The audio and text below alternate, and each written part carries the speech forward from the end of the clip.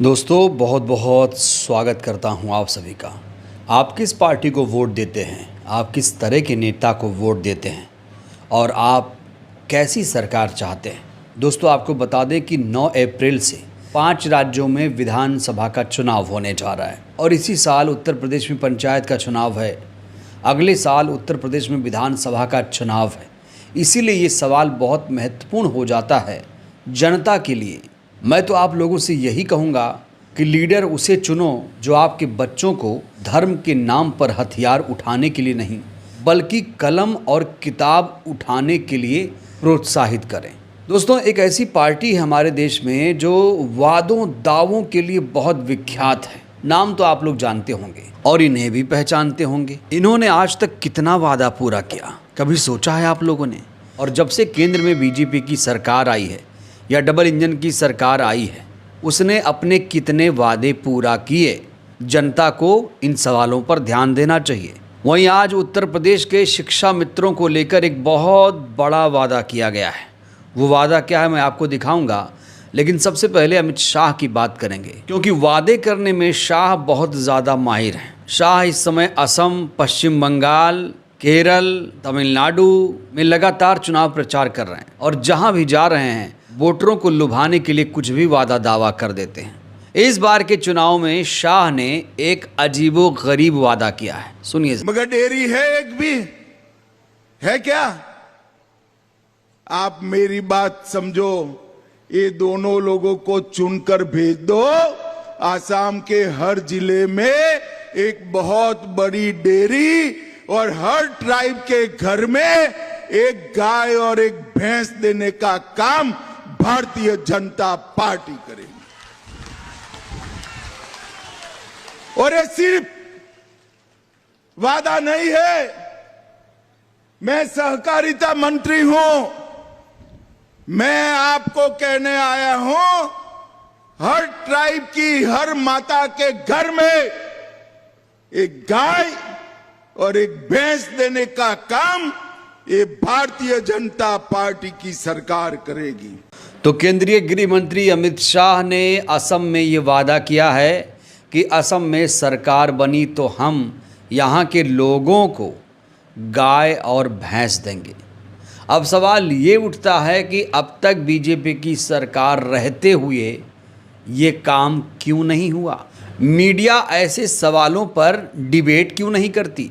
आखिर चुनाव, शिक्षा, रोजगार, अस्पताल के मुद्दे पर क्यों नहीं हो रहे हैं? जिसने भी शाह का ये बयान सुना वो इस समय शाह की चुटकी ले रहा है। सोशल मीडिया के कंटेंट क्रिएटर हैं अर्पित शर्मा, उन्होंने लिखा है कि गाय देंगे, भैंस देंगे, फिर भी वोट नहीं दिया तो वोट चोरी कर लेंगे। अगर वहां भी कमी रह गई तो एमएलए ही खरीद लेंगे, पर सरकार तो अपनी ही बनाएंगे। कांग्रेस प्रवक्ता अलका लांबा ने इसको लेकर लिखा है कि सिलेंडर नहीं दे पा रहे हैं महिलाओं को तो अब गाय भैंस देने की बात हो रही है।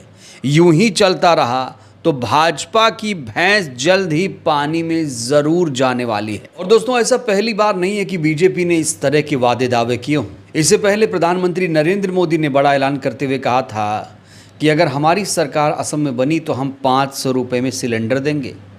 जहाँ जहाँ चुनाव होता है बीजेपी वहाँ दावे वादे करने चली जाती है। बड़ा सवाल ये है कि जहाँ पर बीजेपी की सरकार है वहाँ बीजेपी ने 500 रुपये का सिलेंडर क्यों नहीं किया?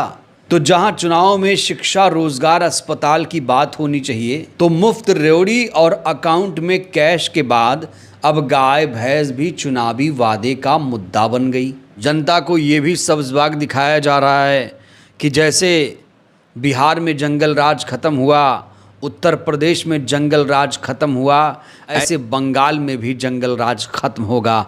यहाँ शुभेंदु अधिकारी ने एक बड़ा वादा किया है बंगाल के लोगों को। तो यहाँ बताया जा रहा है भोली भाली जनता को कि बिहार में जो जंगल राज है वो ख़त्म हो गया। नालंदा केस जनता भूली नहीं है, किस तरीके से एक महिला के साथ हैवानियत की गई थी। वो तस्वीरें आप लोगों ने देखी होगी, नालंदा में क्या कुछ हुआ था।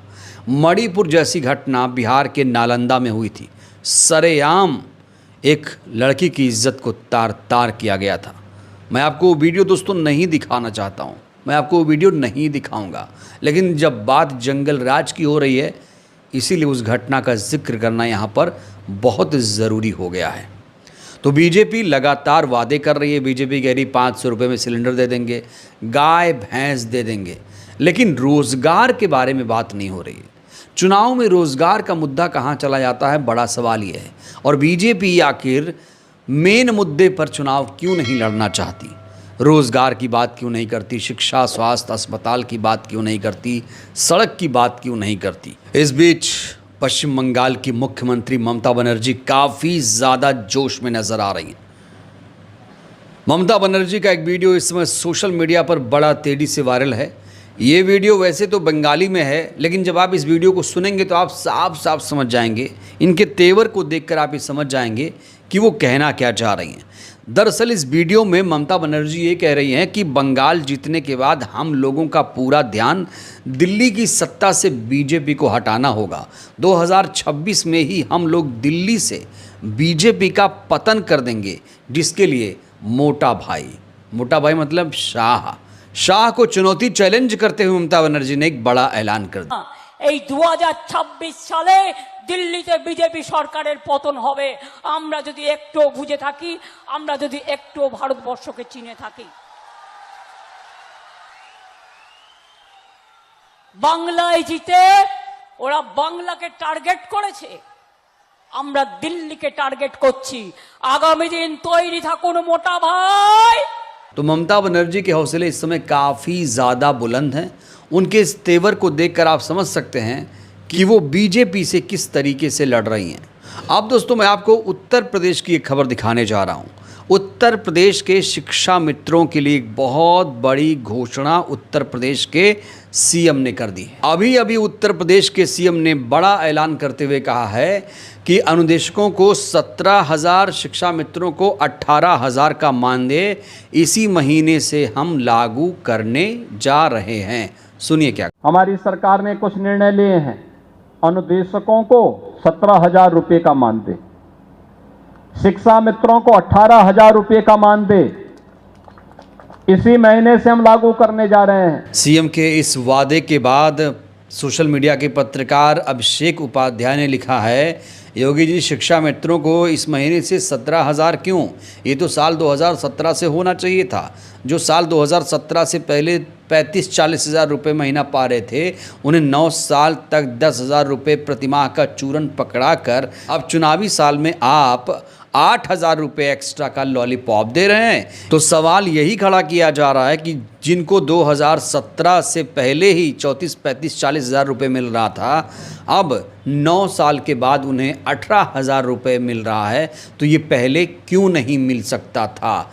दोस्तों आपको याद दिला दें, साल 2017 में सुप्रीम कोर्ट द्वारा समायोजन निरस्त होने के बाद शिक्षा मित्रों का मानदेय घटकर 10,000 रुपये रह गया था। 2017 से अभी तक वो लगातार 10,000 रुपये के वेतन पर काम कर रहे हैं। अब सीएम के इस आदेश के बाद, इस घोषणा के बाद कहा जा रहा है कि शिक्षा मित्रों का मानदेय 8,000 रुपये बढ़ गया है। अब उन्हें 18,000 रुपये मिलने लगेंगे। हालांकि प्रदेश के शिक्षा मित्र चाहते हैं कि उनका समायोजन हो जाए। बहरहाल दोस्तों इस वीडियो में इतना ही। बीजेपी के नेता जिस तरीके से चुनावी मौसम में वादे दावे कर रहे हैं, उनके इन दावों वादों से आप लोग कितने सहमत हैं? इनके वादे दावों पर आपको कितना विश्वास है, कितना भरोसा है? डबल इंजन की सरकार कैसी सरकार लगती है? शाह के वादों पर कितना भरोसा है? राय दीजिएगा। धन्यवाद।